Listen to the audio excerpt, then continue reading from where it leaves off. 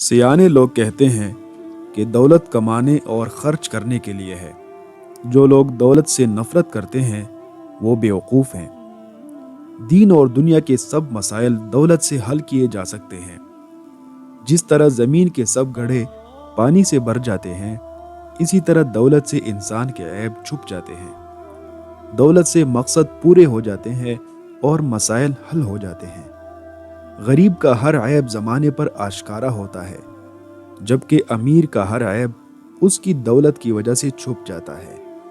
روپیہ پری کو شیشے میں اتار لاتا ہے، دیو کو پنجرے میں بند کرتا ہے، سرکش اور مغرور کو اپنے سامنے جھکا دیتا ہے۔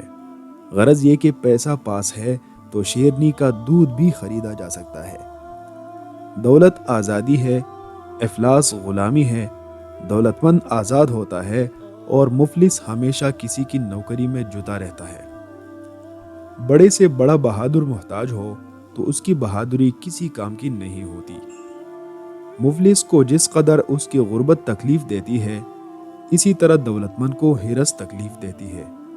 سچ بات تو یہ ہے کہ بہت زیادہ غریب آدمی اسلام کے 5 ارکان میں سے کسی ایک رکن پر بھی صحیح طور پر عمل نہیں کر سکتا۔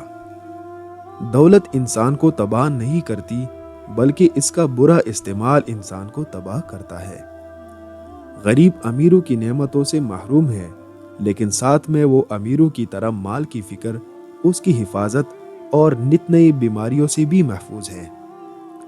مانچسٹر کے ایک قبر پر لکھا تھا، میں امیر اس لیے نہیں تھا کہ میرے پاس جائیداد اور مال زیادہ تھا، لیکن میں امیر اس لیے تھا کہ میں نے اپنی ضروریات اور خواہشات کو محدود کر دیا تھا۔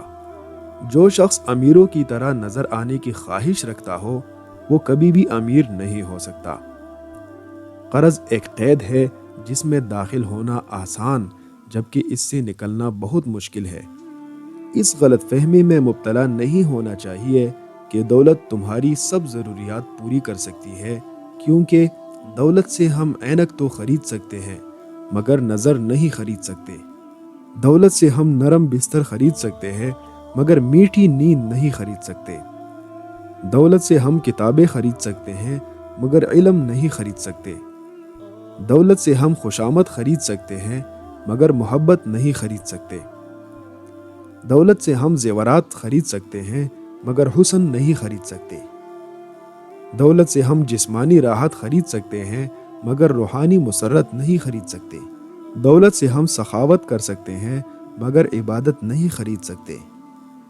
دولت سے ہم ادویات خرید سکتے ہیں مگر صحت نہیں خرید سکتے۔